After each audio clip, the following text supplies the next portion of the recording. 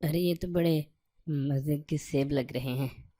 چلو میں یہ سیب توڑتا ہوں اس سیب کی درخت سے. السلام علیکم بیٹا. اوہ اوہ، یہ کہاں سے آواز آئی یہ؟ بیٹا میں درخت ہوں سیب والا. ارے یہ کیا؟ یہ سیب کے درخت سے آواز کیسے آ رہی ہے؟ بیٹا آجو تم سیب لے لو، کوئی بات نہیں. سب لوگ آتے ہیں میرے سے سیب لیتے ہیں. جی جی. درخت میاں، آپ کے سیب تو بہت مزے کے ہوتے ہیں. پہلے بھی میرے دوست آپ کے سیب لے کر جاتے ہیں. تو آپ کے پاس اتنے سیب کہاں سے آتے ہیں؟ آپ کے سیب ختم نہیں ہوتی ہیں؟ ارے بیٹا بس اللہ کا کرم ہے. اللہ نے مجھے سیب دیے ہیں اور اللہ نے مجھے ایسا بنایا ہے کہ لوگوں کو اس سے فائدہ ہوتا ہے. اچھا. ٹھیک ہے، میں بھی آپ سے سیب لیتا ہوں، لیکن آپ کے کبھی سیب ختم نہیں ہوتے؟ بیٹا کیوں نہیں، بیٹا ہماری بھی ایک عمر ہوتی ہے. اور بیٹا یہ جو درخت ہوتا ہے نا، جو پھلدار درخت خاص کر، یہ باپ کی طرح کا ہوتا ہے. باپ کی طرح کا؟ وہ کیسے بھی؟ بیٹا دیکھو، لوگ آتے ہیں ہمارے سے سیب توڑتے ہیں، ہم کچھ بھی نہیں کہتے، ہم سے لیتے جاتے ہیں سیب. ہمارا درخت جو ہے یہ سیب ہمارے جسم کا حصہ ہوتا ہے، ہمارا حصہ ہوتا ہے. لیکن ہم اپنے جسم کا حصہ لوگوں کو دیتے رہتے ہیں دیتے رہتے ہیں. سیب ختم ہو جاتے ہیں، لوگوں کو بہت فائدہ ہوتا ہے. اور ایک وقت آتا ہے کہ بس ہماری عمر بھی ختم ہو جاتی ہے اور ہم ٹوٹ جاتے ہیں، ختم ہو جاتے ہیں. تو بیٹا اسی طرح جو باپ ہوتا ہے وہ بھی سیب کی درخت کی طرح ہی ہوتا ہے. اچھا، وہ کیسے؟ بیٹا دیکھو، باپ محنت کرتا ہے بچوں کے لیے، مشکل وقت کاٹتا ہے اور اپنے بچوں کے اوپر کوشش کرتا ہے کہ کبھی مشکل وقت نہ آئے. جو بھی کماتا ہے لا کے اپنے بچوں کی ضرورتیں پوری کرتا ہے اور خود بھوکا سو جاتا ہے، لیکن اپنے بچوں کو بھوکا نہیں سونے دیتا.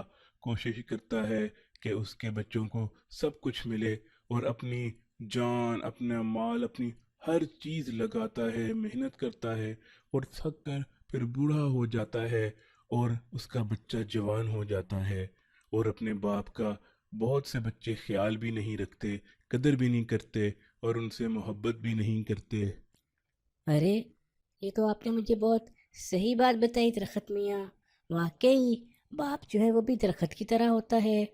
میں بھی دیکھتا ہوں میرے ابو روزانہ صبح آفس جاتے ہیں، کام پر جاتے ہیں، اور سارا دن تھک کے رات کو واپس آتے ہیں، لیکن وہ ہمارے لیے ہر مہینے کھانے پینے کی چیزیں بھی لاتے ہیں، اور جو جو بھی ان سے ہو سکتے ہیں وہ ہمیں لا کر دیتے ہیں، اور ہمیں اچھی اچھی کھانے، کپڑے، ہر چیز لا کے دیتے ہیں. واقعی باپ تو اپنا سب کچھ بچوں کے لیے اور اپنے اولاد کے لیے لگا دیتا ہے، اور ہم تو قدر نہیں کرتے ہیں. انشاءاللہ اب میں اپنے امی ابو سے، دونوں سے، اور ابو سے بھی بہت زیادہ پیار کروں گا اور ان کا بہت زیادہ خیال رکھوں گا. جزاکم اللہ خیرہ درخت میاں.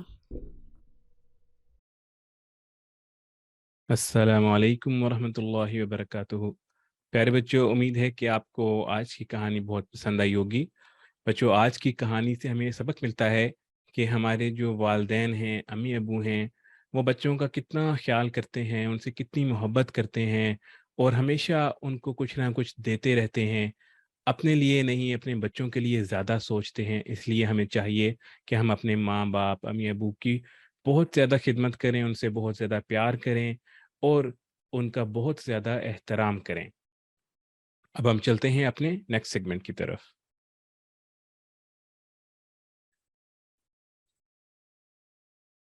تو بچوں، حج کے بارے میں بات ہو رہی تھی، حج کے پس منظر سے اور حج سے متعلق بات ہو رہی تھی. آج ہم آپ کو بتائیں گے مقام ابراہیم کے بارے میں.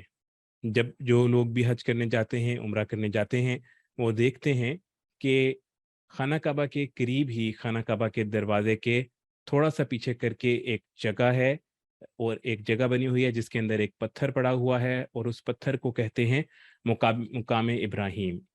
تو بچوں اس کی کہانی کچھ یوں ہے کہ جب حضرت ابراہیم علیہ السلام نے خانہ کعبہ کی تعمیر شروع کی تو تعمیر کرنے کے لیے کوئی کچھ کھڑا ہونے کے لیے ان کو کوئی کسی جگہ کی ضرورت تھی. تو حضرت اسماعیل علیہ السلام خانہ کعبہ کی تعمیر کے لیے حضرت ابراہیم کے کھڑے ہونے کے لیے ایک پتھر لے کر آئے. تو حضرت ابراہیم علیہ السلام اس پتھر پر کھڑے ہو کر خانہ کعبہ کی تعمیر فرماتے رہے.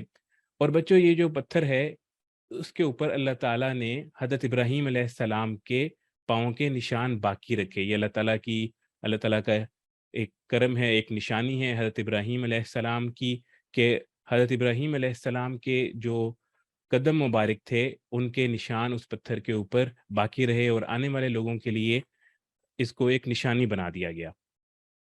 تو جب بعض روایات میں آتا ہے کہ حضرت ابراہیم علیہ السلام جب اس پتھر کے اوپر کھڑے ہوتے تھے تو یہ پتھر خود بخود اونچا ہو جاتا تھا، جس طرح جتنی تعمیر کی ضرورت ہوتی تھی اتنا اونچا ہو جایا کرتا تھا اور جہاں جانے کی ضرورت ہوتی تھی وہاں چلا جایا کرتا تھا. اور یہ پتھر جو ہے یہ جنت کا پتھر ہے. جس طرح حجرہ اسود جو ہے وہ جنت کا پتھر ہے، اس طرح مقام ابراہیم جو ہے یہ ایک پتھر ہے، یہ بھی جنت کا پتھر ہے. احادیث میں آتا ہے کہ حجرہ اسود اور مقام ابراہیم یہ جنت کے یاقوتوں میں سے ایک یاقوت ہے. اور بعض روایات میں آتا ہے کہ ان پتھروں کی روشنی اتنی زیادہ تھی کہ اگر اللہ تعالیٰ ان کو عام پتھروں کی طرح نہ کر دیتے یا ان کی روشنی کم نہ کر دیتے تو جب یہ جنت سے اس دنیا میں آئے تھے تو ہر جگہ ان کی روشنی پھیل جاتی. لیکن جب وہ دنیا میں آئے تو اللہ تعالیٰ نے لوگوں کی آسانی کے لیے اس روشنی کو کم کر دیا. تو اب دیکھنے میں یہ عام پتھر ہی نظر آتے ہیں، عام پتھر ہی لگتے ہیں، لیکن حقیقت میں یہ جنت کے پتھر ہیں. حجر اسود کی یہ مقام ابراہیم کی ایک فضیلت یہ بھی ہے کہ اللہ تعالیٰ نے قرآن پاک کے اندر حکم دیا ہے کہ اس جگہ کو، یعنی یہ جو مقام ابراہیم ہے جو حضرت ابراہیم علیہ السلام کی کھڑے ہونے کی جگہ تھی، اس کو نماز کی جگہ بناؤ. تو اس لیے مسلمان جو بھی وہاں پر جاتے ہیں جب طواف کرتے ہیں تو طواف کے بعد کوشش کرتے ہیں کہ مقام ابراہیم کے پیچھے کھڑے ہو کر نماز پڑھیں. حضرت ابراہیم علیہ السلام 2 مرتبہ اس پتھر کے اوپر کھڑے ہوئے. ایک مرتبہ جب خانہ کعبہ کی تعمیر کر رہے تھے تب اس پتھر پر کھڑے ہو کر اس تعمیر کو دیکھا اور تعمیر کو کیا. اور اس کے بعد جب اللہ تعالیٰ نے حضرت ابراہیم علیہ السلام کو حکم دیا کہ لوگوں کو حج کے لیے بلائیں، بیت اللہ کے طواف کے لیے بلائیں، تو اس وقت بھی حضرت ابراہیم علیہ السلام نے اسی پتھر پر کھڑے ہو کر لوگوں کو حج کے لیے بلایا. اس کے اندر جو آج کل ہمیں نظر آتا ہے، جو 2 گہرے گہرے پاؤں کے نشان نظر آتے ہیں، اصل میں یہ اوپر سے ایک فریم ہوتا ہے. اصل میں یہ ایک چورس پتھر ہے جس کے اوپر حضرت ابراہیم علیہ السلام کے پاؤں کے نشان ہیں. پہلے یہ فریم اس کے اوپر نہیں ہوا کرتا تھا اور اس کو کور بھی نہیں کیا جاتا تھا، اور اسی طرح یہ پتھر خانہ کعبہ کے دروازے کے قریب وہاں پر موجود ہوتا تھا اور لوگ آ کے اس کی زیارت کرتے تھے اور اس کے پیچھے نماز بھی پڑھا کرتے تھے. اس کو پوچھتے نہیں تھے لیکن اس کے پیچھے نماز پڑھتے تھے. اور بعض روایات میں آتا ہے کہ لوگوں کے اس کو ٹچ کرنے سے، چھونے سے جو حضرت ابراہیم علیہ السلام کے پاؤں کے نشان ہیں اس کے اوپر وہ کچھ مدھم ہو گئے ہیں، وہ کم ہو گئے ہیں. لیکن اگر غور سے دیکھا جائے تو اب بھی حضرت ابراہیم علیہ السلام کے پاؤں مبارک کے نشان اس پتھر کے اوپر نظر آتے ہیں. اور ایک روایت میں یہ بھی آتا ہے کہ پہلے اس کے پیچھے یا اس جگہ پر نماز پڑھنے کا حکم نہیں تھا، لیکن حضرت عمر رضی اللہ تعالیٰ عنہ جو ہے وہ آپ صلی اللہ علیہ وآلہ وسلم سے فرماتے تھے کہ میرا دل کرتا ہے کہ ہم مقام ابراہیم کے پیچھے جو ہے یہ نماز پڑھیں. تو پھر اس کے بعد اللہ تعالیٰ نے قرآن پاک کی یہ آیت نازل فرما دی، جس کے بعد آپ صلی اللہ علیہ وآلہ وسلم نے حجرہ اسود کے قریب مقام ابراہیم کے پیچھے نماز کا اہتمام کیا. اب بھی جو لوگ بھی عمرے پہ جاتے ہیں جب وہ طواف کرتے ہیں تو 2 رکعت واجب الطواف جو ہے وہ یہاں پر ادا کرتے ہیں. تو بچوں اس کی بھی یہ فضیلت ہے، یہ ایک نشانیوں میں سے نشانی ہے حضرت ابراہیم علیہ السلام کی. تو اللہ تعالیٰ سے دعا ہے کہ اللہ تعالیٰ ہمیں بھی بار بار حرم پاک جانے کی توفیق عطا فرمائے اور اس کی زیارت کی بھی توفیق عطا فرمائے. اب ہم چلتے ہیں اپنے نیکسٹ سیگمنٹ کی طرف.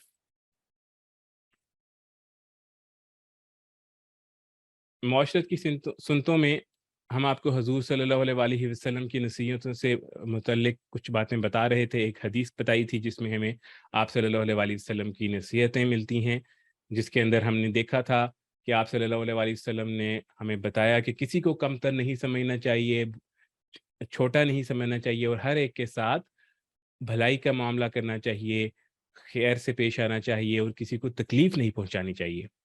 اس کے بعد ہم نے یہ بھی دیکھا تھا کہ چھوٹی سے چھوٹی نیکی کو بھی ہم اہم سمجھیں اور اس کو چھوٹا نہیں سمجھنا چاہیے، کیونکہ ممکن ہے کہ یہی نیکی آپ کو جنت میں لے جائے. اس لیے نیکی کا حریص ہونا چاہیے. اس کے بعد خندہ پیشانی کے ساتھ کلام کرنے کے بارے میں ہم نے دیکھا تھا کہ ہمیں چاہیے کہ ہم خندہ پیشانی کے ساتھ اچھے طریقے کے ساتھ لوگوں کے ساتھ کلام کریں.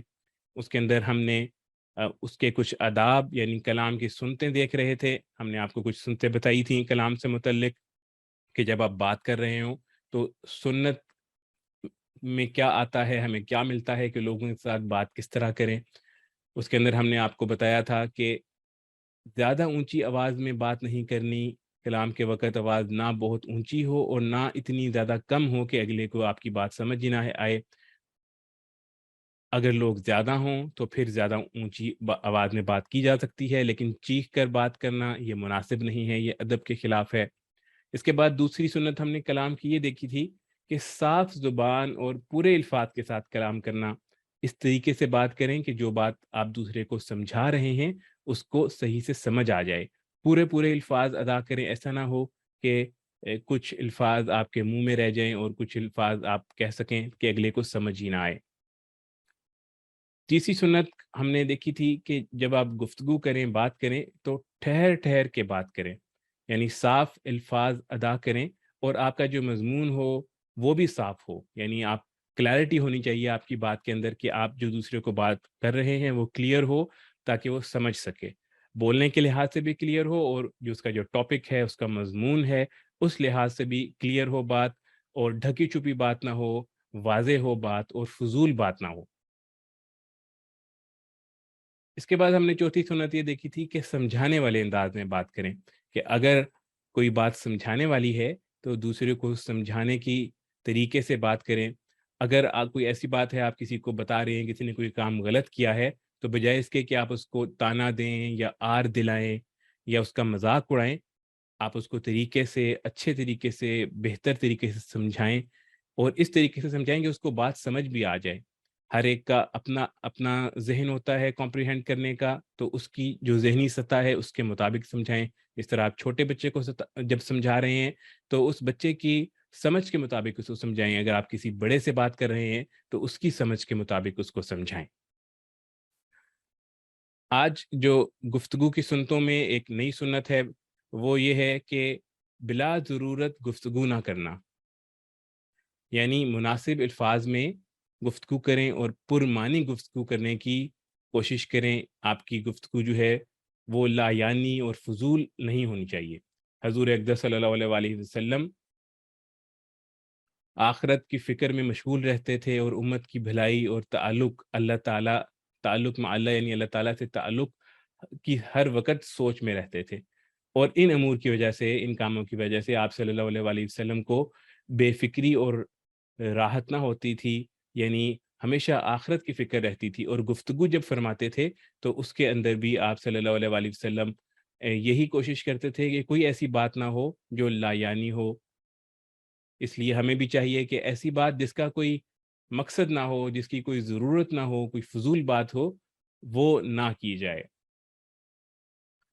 اور آج چھٹی سنت جو ہے کلام سے متعلق، کلام کے آداب سے متعلق، وہ یہ ہے کہ نرمی اور عزت سے بات کرنا اور دینی معاملات میں حق سچ کو واضح کرنے کی کوشش کرنا. آپ صلی اللہ علیہ وآلہ وسلم جو تھے وہ سخت مزاج نہیں تھے. آپ لوگوں کو پتہ ہی ہوگا کہ آپ صلی اللہ علیہ وآلہ وسلم انتہائی نرم مزاج اور نرمی کے ساتھ بات کرتے تھے، اور کسی کی تذلیل نہیں کرتے تھے، کسی کو طعن و تشنیع نہیں کرتے تھے، آر نہیں دلاتے تھے. اس لیے ہمیں بھی چاہیے کہ لوگوں کو کم مذاق نہ اڑائیں، ان کو طعنے نہ دیں، اور نرمی کے ساتھ ہم لوگ ان سے بات کریں، سخت لہجے میں بات نہ کریں. آپ نے اچھی بات بھی سمجھانی ہے تو نرمی کے ساتھ. بعض دفعہ کچھ لوگ ہوتے ہیں وہ اچھی بات دین کی بات سمجھا رہے ہوتے ہیں، لیکن اتنی سخت لہجے سے اتنی سختی سے بات کرتے ہیں کہ لوگ چڑ جاتے ہیں اور دین پہ آنے کی بجائے وہ دین سے دور ہو جاتے ہیں۔ تو اس کا بہت خیال کرنا چاہیے کہ جب آپ بات کریں تو سخت لہجہ نہ ہو، نرم مزاجی ہو، اور کسی کی بے عزتی نہ کی جائے۔ اسی طرح اپنی ذات کے لیے آپ نہ کسی پر ناراض ہوتے تھے، یعنی حضور صلی اللہ علیہ وآلہ وسلم اپنی ذات کے لیے کسی پر ناراض نہیں ہوتے تھے اور کبھی انتقام یعنی بدلہ نہیں لیتے تھے، اور آپ صلی اللہ علیہ وآلہ وسلم کو کبھی غصہ نہیں آتا تھا۔ ہاں، کسی دینی بات اور حق بات میں اگر کوئی شخص غلط بات کرتا تھا تو اس وقت آپ صلی اللہ علیہ وآلہ وسلم کے غصے کا کوئی شخص تاب نہیں لا سکتا تھا اور کوئی اس کو روک بھی نہ سکتا تھا، یہاں تک کہ آپ اس کا انتقام نہ لے لیں۔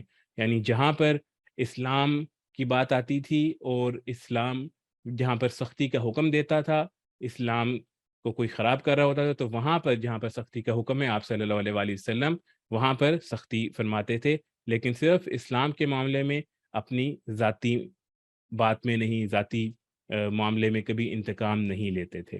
تو ہمیں بھی چاہیے کہ اس چیز کا بہت خیال کریں کہ جب بات کریں تو دوسروں کی عزت کا خیال کریں، نرمی سے بات کریں اور اس طریقے سے بات کریں کہ حق واضح ہو جائے۔ اللہ تعالیٰ سے دعا ہے کہ اللہ تعالیٰ ہمیں ان سنتوں پر عمل کرنے کی توفیق عطا فرمائے۔ یہاں پر ہمارے چھوٹے بچوں کا سیشن ختم ہوتا ہے۔ اب میں ریکویسٹ کرتا ہوں عامر جواد صاحب سے کہ وہ آئیں اور نیکسٹ سیشن شروع کریں۔ السلام علیکم ورحمۃ اللہ وبرکاتہ۔